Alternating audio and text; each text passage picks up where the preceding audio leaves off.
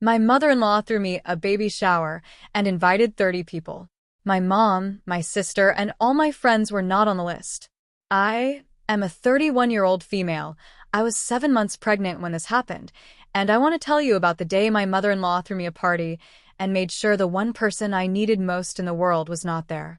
So I had been with my husband James for 4 years and married for 2, and from the very beginning his family had made it quietly but consistently clear that I was not quite what they had imagined for him.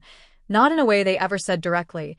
It was always more subtle than that. It was the comments about my background, and the way his mother Linda would look at my family when they were all in the same room like she was making calculations, and James always saw it, and always minimized it. Always. Said I was reading into things, always said his mom meant well, and I loved him so I kept the peace and I let it go more times than I should have. When I got pregnant, everything got more complicated, because suddenly Linda had opinions about everything, the birth plan, the name, the nursery, and she inserted herself into conversations I hadn't invited her into and offered advice that wasn't asked for, and I smiled through all of it, because I was exhausted and pregnant, and I didn't have the energy to fight a battle I had been quietly losing for 2 years already. Then she offered to throw me a baby shower, and I thought, okay, maybe this is her way of trying. Maybe this is the olive branch. And James was so happy about it that I said yes, and I thanked her, and I genuinely tried to let myself feel good about it. She asked me for a guest list, and I gave her one. It had 22 people on it, my mom, my sister, 4 of my closest friends, and the rest were her people, her friends, her sisters, her daughter-in-law from James's brother, and I thought it was a reasonable split, and I sent it over, and she said great, and that was the last real conversation we had about it before the day itself. The shower was on a Sunday afternoon, and James dropped me off because he was not invited as is traditional, and I walked in, and the venue was beautiful. Linda had done a genuinely lovely job with the decorations, and I looked around the room at the faces coming toward me, and within about 60 seconds I understood that something was wrong because I could not see my mother anywhere. I could not see my sister. I could not see a single one of my 4 friends, and the room was full of Linda's people, every single one of them, about 30 women I mostly did not know, smiling at me over mimosas. I got through the first 20 minutes on autopilot, smiling and saying thank you and accepting hugs from women whose names I was learning for the first time, and then I found a quiet moment, and I texted my mom and asked where she was, and she replied immediately and said she had never received an invitation, and I texted my sister, and she said the same thing, and I went through my list in my head, and I knew without checking that none of my people were coming, because none of them had been invited.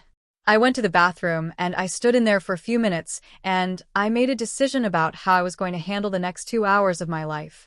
I did not make a scene. I went back out, and I sat at the table of honor, and I opened gifts, and I ate the food, and I smiled at every person in that room, and I said thank you for coming to every single one of them, because none of those women had done anything wrong. They were guests, they had shown up in good faith, and I was not going to make their afternoon uncomfortable because of what Linda had done. But I also took out my phone at one point, and I called my mom, and I put her on speaker at low volume, and I set the phone on the table next to my plate, and she stayed on the line for the last 40 minutes of the shower, so that she was there in the only way she could be, and my mom, who is the kind of woman who can find warmth in any situation, talked me through the gift opening in my ear, and laughed quietly when I opened something ridiculous, and told me she loved me, and that I was doing great. And I got through the rest of it because of her. When James picked me up afterward, he could tell immediately that something had happened, and I waited until we were home and sitting down before I told him everything, and to his credit his face went through about 5 different expressions in 30 seconds, and the one that landed was not defensiveness, it was genuine shame, and he said, "I'm going to call her right now," and I put my hand on his arm and said, "Not tonight. I need you to just sit here with me tonight," and he did. He called Linda the next morning, and I was in the kitchen, and I could hear his side of the conversation, and he was not his usual gentle self with her.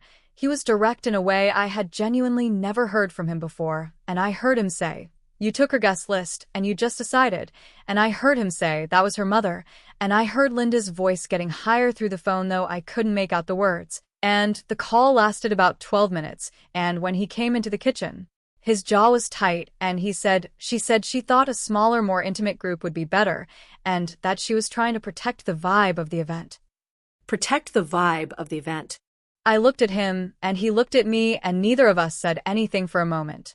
I called my mom and my sister and my 4 friends, and I told them what had happened, and then I told them I was going to throw my own shower, a real one, just us, small and honest, and exactly what I had actually wanted in the first place. And my mom cried a little on the phone and said she would bring the cake, and my sister said she was already looking up venues, and within about 48 hours it was planned for the following Saturday.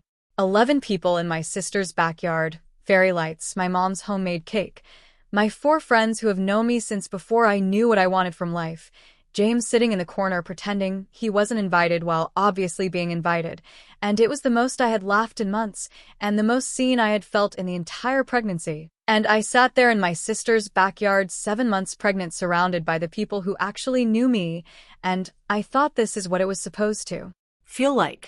James had a conversation with his family shortly after that was apparently long and difficult and resulted in some things being said that had needed to be said for a while, and Linda called me about 3 weeks later and apologized. Not a great apology, not the kind that shows real understanding, but an apology, and I accepted it because I had a baby coming and I did not have the bandwidth for an ongoing war. Our daughter was born 6 weeks later, and my mom was in the delivery room and Linda was in the waiting area, and that felt like exactly the right arrangement, and James held my hand the whole time. And when it was over, and the nurse put our daughter in my arms, I looked at James, and he was crying, and I thought, whatever this family is, whatever it becomes, this part right here is ours and nobody else's.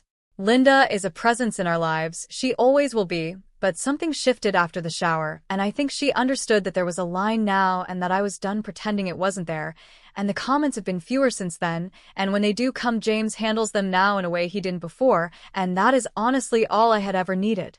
I spent 2 years keeping the peace, and it cost me more than I realized until the day I sat in a room full of strangers at my own baby shower and couldn't find my mother's face, and I decided I was done paying that price.